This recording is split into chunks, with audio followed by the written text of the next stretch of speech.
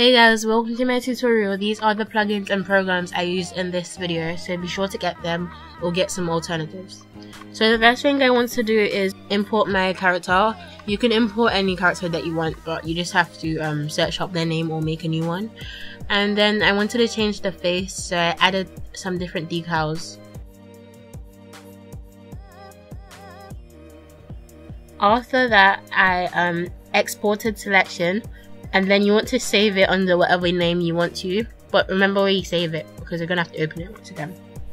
And then I went to Cinema 4D and I opened my Lightroom. I'll put this in the description. And then I merged it with my character. Make sure you select the object version of your character, not the MTL, because it won't show up. And then leave the settings as they are. And then once you have it, you should probably see your character. And then what you want to do is remove all of these spiky things.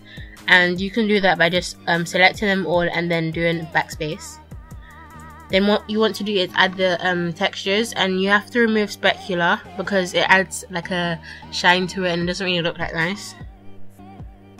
And just make sure you remove specular for all of the textures. And to add the texture, you have to click the 3 dots, and then you have to find it in the folder that you saved the character in. So if it said Jamie tutorial 3, you would open Jamie tutorial 3 text, and that's how it works basically.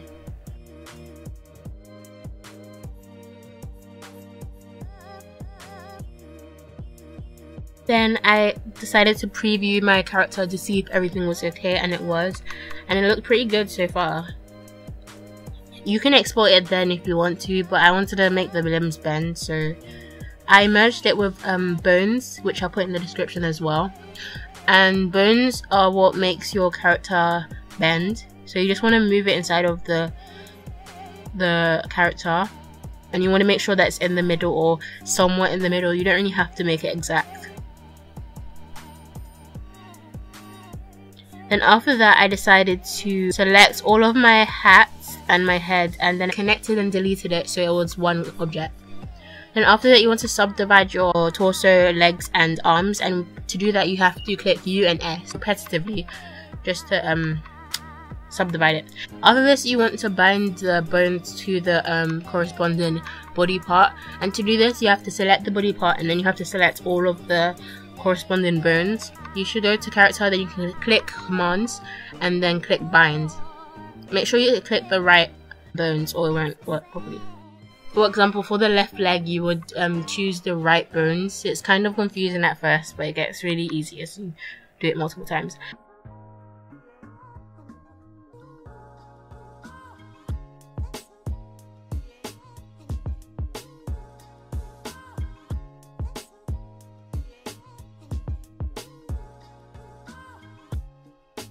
And after this, you can bend however you want to.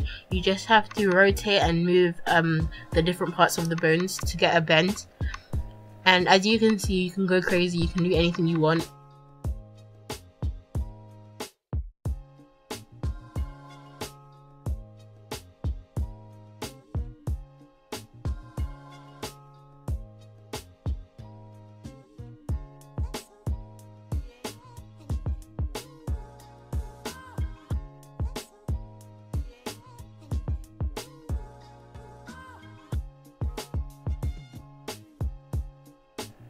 If you make a mistake, you can always click undo and try again.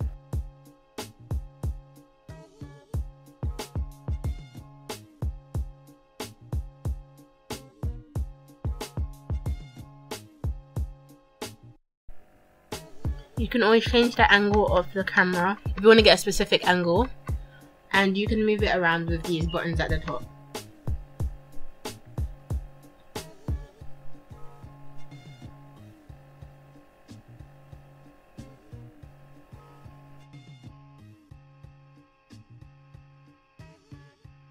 Afterwards, you should probably preview it before you actually render it, just in case it doesn't look nice. And that's how my one looked in the final product, so I decided to export it. To export it, you have to change the settings, and my ones are already set to a default because I got this Lightroom from someone else. But you just have to click those 3 dots again, and then you have to find the place you want to save it in, and you have to type the name of what you want to save it as. And here are all of my settings. If you want to copy any, you probably pause it. But I think all of the settings are default anyway, so it's fine. Then after this, you want to click the middle render button, and then that will start to render. It doesn't take this fast, trust me, unless you have like a gaming computer, because it takes really long sometimes. I think this one took 5 to 10 minutes, and whilst that was happening, I think it's a good idea to open Photoshop or PaintNet or whatever you use to, and then yeah, just get the background ready and everything.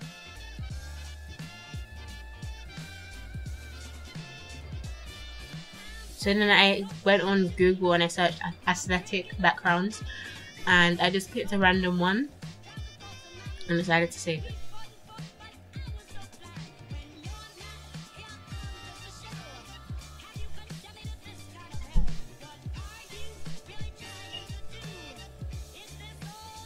And then I opened it in Photoshop, and obviously it was a very small size, so I had to resize it to fit the YouTube thumbnail dimensions.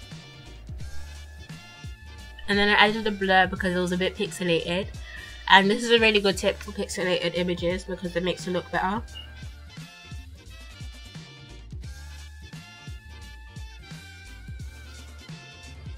And then what you want to do is import the GFX finally, and you want to just drag it inside. You want to click yes. I clicked no, I don't know why, but you just want to click yes. And then you want to do free transform, and you want to resize it so that it's an appropriate size.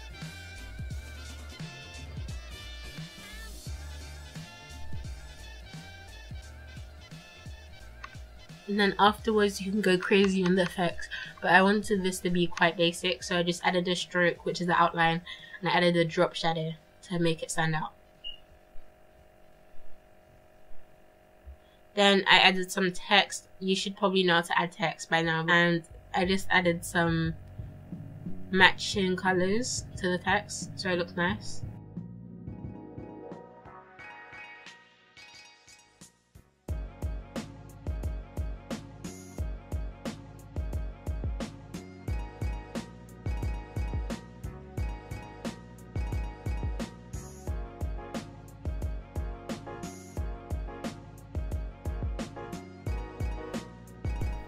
You can save it, just click and save as, just by clicking save as, and then save it as whatever you want to save. The first time I saved it as an Adobe file, and then the next time I saved it as a PNG, because those are the best quality, so always save your things as a PNG.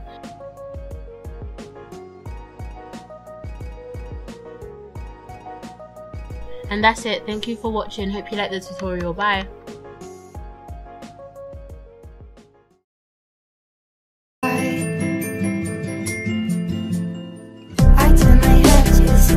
Focus one boy at a time. I do not